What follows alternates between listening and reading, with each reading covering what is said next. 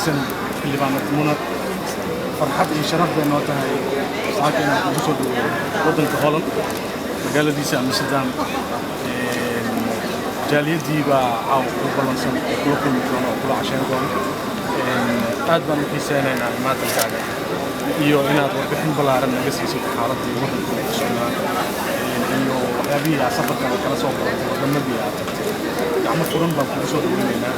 waxaad timid waddamada Yurub ugu qurux badan ka mid ah Soomaali badan runtii sharaf iyo ammaan mudan ay degan yihiin oo qaarkood aad caawa qaran doonto muna soo dhawow gacmo furan iyo gacdooyan kugu soo Welcome to Holland. Kolley waa kulmi doonnaa haddii Ilaahay yiraahdo waana iswaraysan doonnaa aad baa bulshada reer Holland u jeceshahay in waxa ka socda waddanka inay ogaato siba dadkiinan oo xildhibaanada ah oo hogaalka ah inaa bal wixii horumara la gaaray inkastoo aan dhigaha ka maqalno haddana aadaan u xiiseynaynaa inaad noo sharaxdaan waxyaabaha waddanka ka jira waana waxaan ku leeyahay soo dhawo mar kale xildhibaanada waxaan leenahay welcome to Holland aad iyo aad baan ugu sugayaa sidii cali xuu sheegay waxaa jira kulan casho oo jaaliyadaha kala duwan ka qaadan doonto halkaas ana su'aalaha iyo warbixinta kala warqaadanaynaa Muna walaashay soo dhawow waxaan joognaa saa u jeedin daawadayaal garoonka diyaaradaha Schiphol ee Holland walaasheen oo joogtay maalmahan London ayaan halkan u soo dhaweynaynaa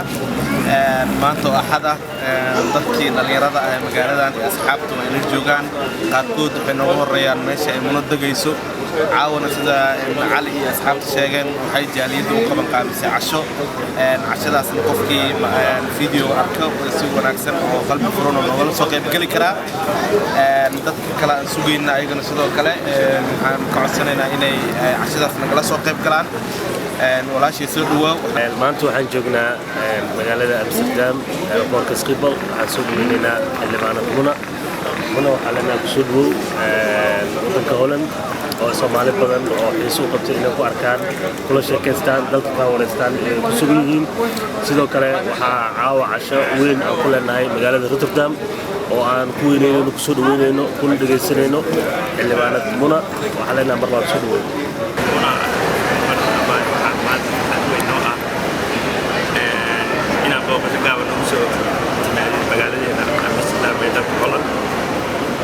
gabarna qaaliyo walaasheen oo aad u jecelnahay tahay waana ku mahadsantahay fursaddan siisay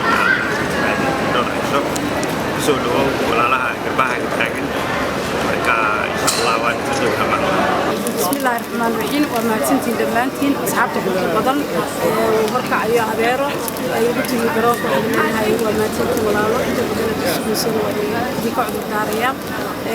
marka xigta waxaan jecelahay inaan si wanaagsan isku wareysano oo isku wareysano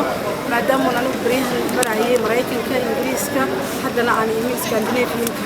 waxaan rabaa waxyaabo badan oo arkay iyo waxyaabo badan siyaasadda Soomaalida oo markii Soomaalida iyo Soomaalida inay fikrado iyo kala fikrado haysan anaguna fikradaha inaan isku keenno is wareysano haddii Ilaahay ka dhigo waad mahadsantiin walaalayaal